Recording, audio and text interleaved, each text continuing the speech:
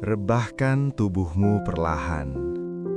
Biarkan setiap helai ototmu mengendur. Lepaskan semua tegangan, beban dan hiruk-pikuk yang kamu pikul di pundakmu sepanjang hari ini. Biarkan mereka luruh, menyatu dengan tempatmu bersandar. Sekarang, tarik nafasmu dalam-dalam. Rasakan udara sejuk mengisi rongga dadamu. Lalu buanglah perlahan, seolah kamu sedang melepaskan semua keraguan yang tersisa. Bayangkan kita sedang berada di sebuah desa kecil yang tersembunyi di pesisir. Di sini, waktu seolah kehilangan maknanya. Langit selalu tampak melankolis dengan warna semburat jingga yang abadi. Suara ombak di kejauhan terdengar seperti bisikan kuno yang menyapu pasir pantai secara perlahan. Ritme alam yang mengajak jiwamu untuk ikut melambat. Di desa yang sunyi inilah, hidup seorang pria bernama Saka. Jika kamu melihatnya dari kejauhan, Saka tampak seperti gambaran ketenangan yang sempurna. Namun, di balik tatapan matanya yang teduh, Saka memiliki sebuah dunia yang sangat luas, sebuah jagat raya imajinasi yang tak memiliki batas.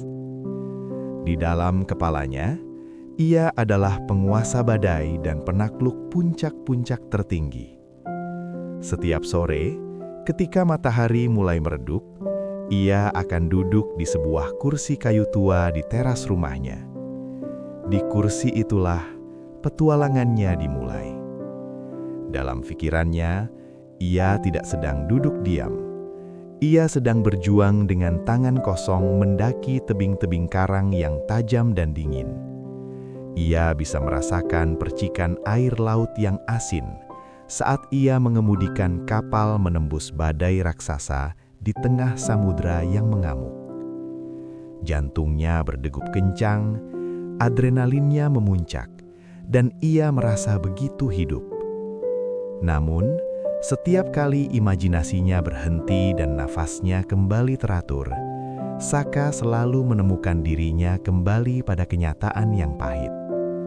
Ia masih berada di kursi kayu yang sama, di teras yang sama, di bawah atap yang sama. Ia menunduk dan melihat secangkir kopi di sampingnya. Kopi yang kini sudah mendingin, permukaannya tenang tanpa uap, mencerminkan keheningan hidupnya yang membeku. Saka mulai menyadari bahwa hidupnya hanyalah sebuah pengulangan yang melelahkan.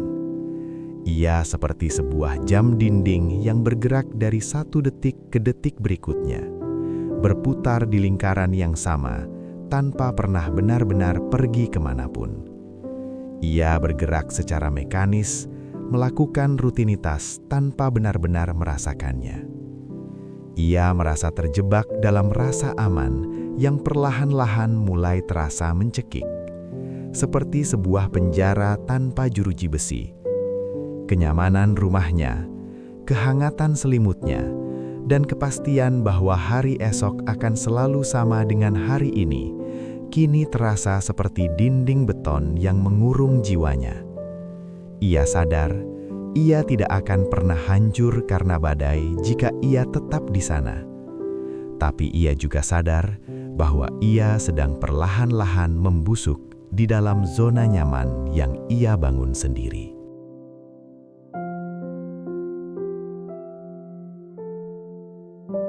Hingga pada suatu malam, ketika rembulan bersembunyi di balik barisan awan hitam dan seluruh desa sudah terlelap dalam mimpi-mimpi yang dangkal, sebuah ketukan pelan terdengar di pintunya.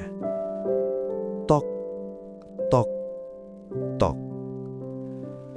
Ketukan itu tidak keras, namun suaranya bergema di dalam rumah Saka yang sepi, seolah-olah kayu pintu itu sendiri yang sedang memanggil namanya. Di ambang pintu, berdirilah seorang nelayan tua dengan kulit yang legam dan kerutan wajah sedalam palung samudra. Tanpa sepatah kata pun, ia menyerahkan sebuah titipan kecil, sebuah kotak tua dari kayu jati. Saat jari-jari Saka menyentuhnya, aroma kayu jati yang harum bercampur dengan bau garam laut yang pekat langsung memenuhi indranya. Seakan kotak itu baru saja diangkat dari dasar laut. Di dalam kotak yang berdebu itu, hanya ada selembar surat kecil yang kertasnya sudah rapuh dan satu keping logam kuno yang sudah digerogoti karat. Surat itu berasal dari mendiang ayahnya, seorang pelaut yang sepanjang hidupnya lebih akrab dengan peluit angin badai daripada suara tawa putranya sendiri. Dengan tangan yang sedikit gemetar, Saka membaca baris demi baris kata yang ditulis dengan tinta yang hampir pudar. Saka, anakku, pergilah ke mercusuar tua di ujung tanjung. Ada sesuatu yang tertinggal di sana untukmu. Sesuatu yang tak bisa aku berikan melalui kata-kata. Berhentilah sekadar membayangkan langkah, mulailah mengayunkannya. Biasanya, mekanisme pertahanan di dalam otak Saka akan segera bekerja. Ia akan segera membangun 1000 alasan untuk tetap diam di dalam rumah. Ia akan berpikir bahwa jalan menuju Tanjung itu gelap gulita, licin karena lumut, dan penuh dengan bahaya yang tak terlihat.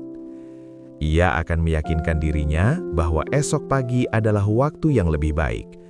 Dan kita semua tahu, esok pagi seringkali berarti tidak pernah. Namun malam ini ada yang berbeda.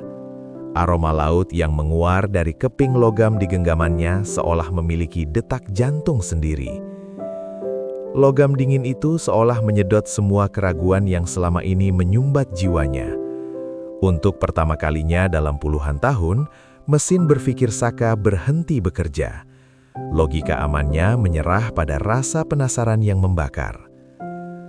Tanpa rencana, tanpa persiapan, Saka berdiri.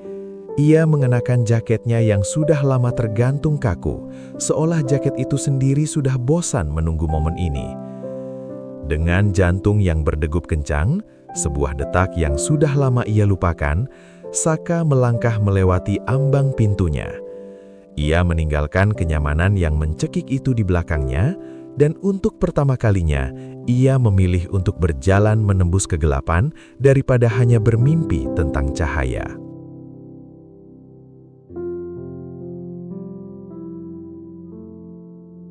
Perjalanan Saka dimulai dengan langkah-langkah kecil yang terasa asing di atas jalan setapak yang ditumbuhi rumput liar yang basah oleh embun. Awalnya, ia merasa goyah. Namun perlahan, ia mulai merasakan udara malam yang tajam dan dingin menyentuh kulitnya. Sebuah rasa dingin yang nyata, yang tidak bisa ia dapatkan hanya dengan berimajinasi di depan perapian. Anehnya, setiap langkahnya tidak lagi terasa berat seperti biasanya. Beban yang selama ini menghimpit pundaknya seolah menguap ke udara malam. Itu karena untuk pertama kalinya, ia tidak sedang berlari mengejar sesuatu. Ia tidak sedang memikirkan seberapa jauh lagi ia harus melangkah atau hasil akhir apa yang menantinya. Ia hanya hadir sepenuhnya. Ia merasakan tekstur tanah yang tidak rata di bawah kakinya, mendengarkan simfoni jangkrik di sekelilingnya, dan mengikuti irama nafasnya sendiri yang kian lama kian menyatu dengan detak jantung alam.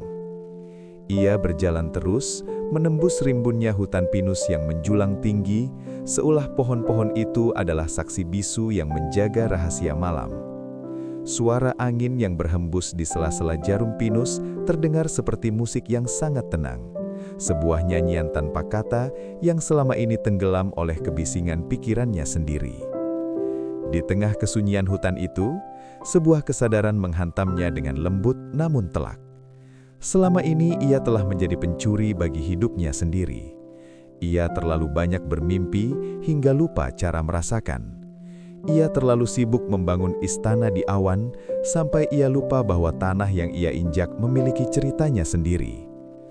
Langkah kaki Saka akhirnya membawanya sampai ke ujung tanjung, tempat di mana sebuah mercusuar tua berdiri tegak, berkarat namun tetap kokoh melawan waktu.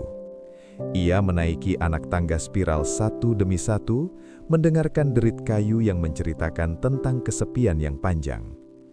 Namun, saat ia tiba di puncaknya, Saka tidak menemukan peti penuh emas atau harta karun yang berkilauan.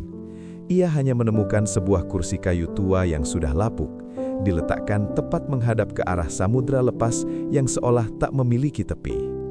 Saka duduk di sana, dan seketika itu juga, dunia seolah berhenti berputar.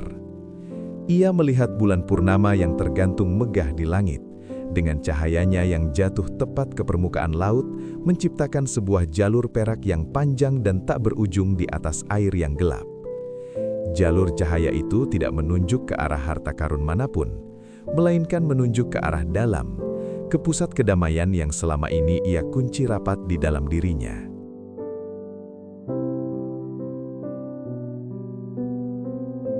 Saka duduk di sana, membiarkan waktu mengalir tanpa ia coba untuk menggenggamnya, hingga warna hitam langit perlahan memudar menjadi biru keunguan yang lembut. Ia duduk di sana hingga fajar tiba. Di puncak mercusuar itu, di tengah hening yang paling jujur, ia menyadari sebuah rahasia yang selama ini tersembunyi di balik tumpukan imajinasinya.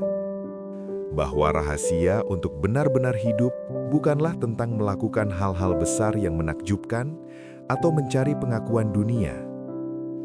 Rahasianya jauh lebih sederhana, namun jauh lebih berani, yaitu berani hadir sepenuhnya di momen ini. Ia tidak perlu terbang ke Greenland untuk merasa hidup. Ia tidak perlu menaklukkan badai di tengah laut untuk merasa berarti. Ia hanya perlu berani melangkah keluar dari pintunya sendiri, membiarkan kulitnya menyentuh udara, dan membiarkan kakinya merasakan tekstur bumi yang kasar. Saka tersenyum kecil pada dirinya sendiri. Ia menyadari bahwa selama ini, rasa malas dan keengganannya bukanlah karena ia lemah atau tidak mampu, tapi karena ia belum memberikan dirinya izin untuk mulai bergerak. Ia terlalu takut untuk gagal, hingga ia lupa bahwa diam di tempat adalah kegagalan yang paling nyata. Kini, saat fajar mulai merekah dan semburat emas mulai membasuh permukaan laut, Saka berdiri dan berjalan pulang. Namun ia tidak lagi pulang sebagai pria yang sama. Ia berjalan dengan langkah yang ringan, seolah beban bertonton yang ia bawa semalam telah tertinggal di puncak mercusuar. Ia tidak lagi terburu-buru mengejar bayangan di kepalanya. Ia menikmati setiap tarikan nafasnya yang segar, merasakan oksigen murni mengisi setiap sel tubuhnya. Dunia di sekitarnya, pohon pinus, bebatuan tanjung, hingga deburan ombak, kini tampak lebih cerah, lebih tajam, dan jauh lebih nyata daripada semua fantasi yang pernah ia bangun. Dan sekarang, saat suaraku perlahan mulai meredup, biarkan dirimu menjadi seperti Saka yang sudah menemukan kedamaiannya di ujung tanjung. Kamu sudah melangkah cukup jauh hari ini.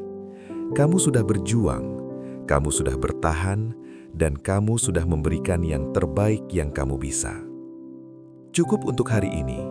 Biarkan pikiranmu yang lelah beristirahat, biarkan tubuhmu rileks sepenuhnya ke dalam pelukan malam.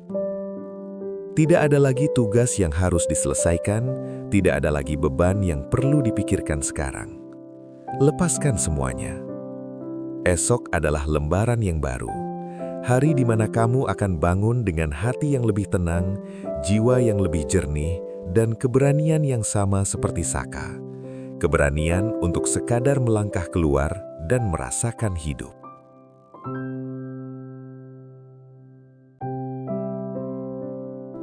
Terima kasih telah menemani perjalanan Saka malam ini. Jika cerita ini telah memberikan sedikit ruang bagi hatimu untuk bernapas lebih lega, silahkan berikan tanda like dan pastikan untuk subscribe agar kita bisa bertemu kembali di malam-malam selanjutnya dalam kisah-kisah batin yang lain. Jangan simpan kedamaian ini sendirian. Share cerita ini kepada siapapun yang mungkin sedang memikul beban berat atau mereka yang butuh sedikit pelukan kata-kata sebelum menutup mata. Kini, biarkan suaraku menghilang bersama heningnya malam. Kamu aman, kamu tenang, dan kamu sangat berharga. Rehatlah dengan damai. Semoga mimpimu indah.